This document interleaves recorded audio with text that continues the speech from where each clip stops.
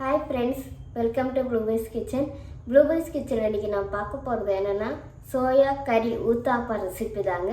வெறும் ஒரு 15 நிமிஷம் போதுங்க. 15 நிமிஷத்துக்குள்ளே நமக்கு ஒரு அருமையான டின்னர் ரெடி ஆகிடுங்க. இப்போ வாங்க நம்ம வீடியோக்குள்ளே போகலாம். வீடியோக்குள்ளே போகிறதுக்கு முன்னாடி இப்போ தான் நீங்கள் ப்ளூபெர்ஸ் கிச்சனை முறையாக பார்க்குறீங்கன்னா மறக்காமல் சப்ஸ்கிரைப் பண்ணிக்கோங்க. பக்கத்தில் இருக்கிற பெல் ஐக்கானையும் ப்ரெஸ் பண்ணிக்கோங்க. அப்படின்னா தான் நான் புதுசாக வீடியோ போட்டால் என்னோடய வீடியோவை நீங்கள் மறக்காமல் ஃபாலோ பண்ணலாம். இப்போ வாங்க நம்ம ரெசிபிக்குள்ளே போகலாம்.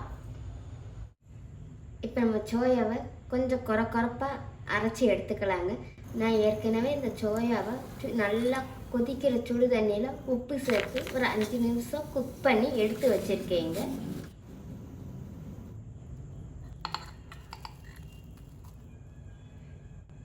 ரொம்ப நைஸாக அரைக்காமல் கொஞ்சம் குறப்பாக நான் அரைச்சி எடுத்துகிட்டு வந்துக்கிறேன். நமக்கு இப்போ பேன் சூடாகிடுச்சுங்க. 2 டீஸ்பூன் அளவுக்கு எண்ணெய் ஊற்றிக்கலாம். நமக்கு இப்போ எண்ணெய் நல்லா சூடாகி வந்துச்சுங்க. 1/4 டீஸ்பூன் அளவுக்கு சோம்பு சேர்த்துக்கலாம். மீடியம் சைஸில் ஒரு பெரிய வெங்காயம் இந்த மாதிரி பொடியாக கட் பண்ணி வச்சுருக்கேங்க.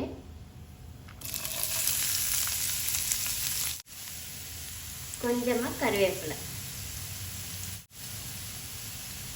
1 டீஸ்பூன் அளவுக்கு ஜிஞ்சர் கார்லிக் பேஸ்ட். இப்போ நம்ம இந்த வெங்காயத்தை நல்லா வதக்கி எடுத்துக்கலாங்க.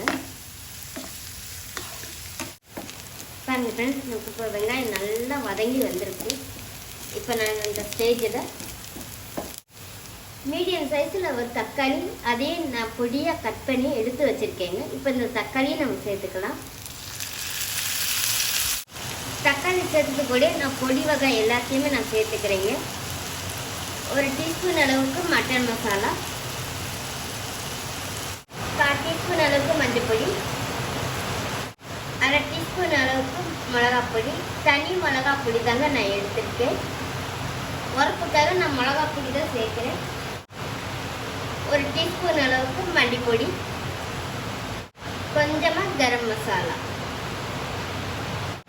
இப்போ நம்ம சோயா மசாலாவுக்கு தேவையான அளவு உப்பு சேர்த்துக்கலாங்க.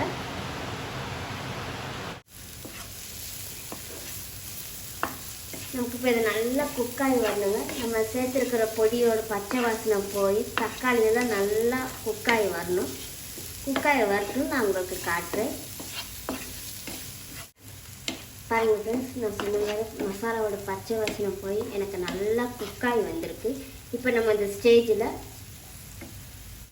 குறப்பாக அரைச்சி வச்சுருக்க சோயா கீமாவை சேர்த்துக்கலாங்க. சோயா கீமாவும் சேர்த்து நல்லா மிக்ஸ் பண்ணி கொடுத்துக்கலாங்க. எல்லாமே நமக்கு நல்லா மிக்ஸ் ஆகி வரணும்.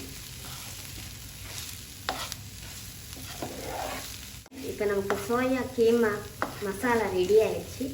இப்போ நம்ம அடுப்பை அமுத்திக்கலாம். அடுப்பை அமுத்துறதுக்கு முன்னாடி கொஞ்சமாக மல்லி இலை தூவிக்கலாம். மல்லி இலை தூவி நம்ம அடுப்பை அமுத்திக்கலாங்க. ஒரு வாட்டி மிக்ஸ் பண்ணி கொடுத்துக்கோங்க. இப்போ நம்ம ஊத்தாப்பா ஊற்றிக்கலாங்க. இப்போ நமக்கு தோசை தவா சூடாயிடுச்சுங்க. இப்போ நம்ம ஊத்தாப்பா ஊற்றிக்கலாம். தோசை மாதிரி ரொம்ப இழுவாமல் ஒரு சுத்து போதுங்க. நமக்கு தோசை மாதிரி ரொம்ப நைஸாக ஊற்றாமல் கொஞ்சம் தடியாக ஊற்றி எடுத்துக்கோங்க. இப்போ நம்ம ஃபில்லிங்கை வச்சுக்கலாங்க.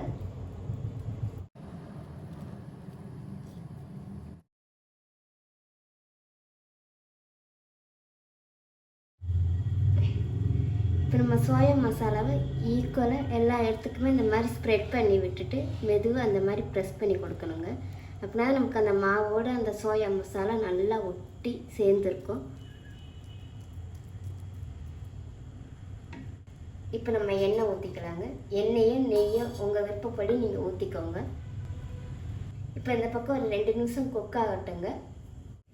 இப்போ 2 நிமிஷம் ஆயிடுச்சுங்க. இப்போ நம்ம திருப்பி கொடுத்துக்கலாம்.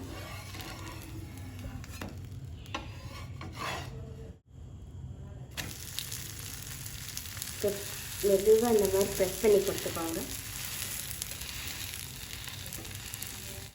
இப்போ இந்த பக்கமும் ஒரு 2 நிமிஷம் நமக்கு நல்லா குக் ஆகட்டுங்க.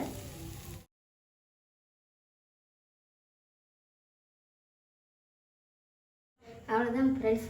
இப்போ நம்மளோட அருமையான சோயா கறி ஊத்தாப்பம் ரெடி ஆயிடுச்சு.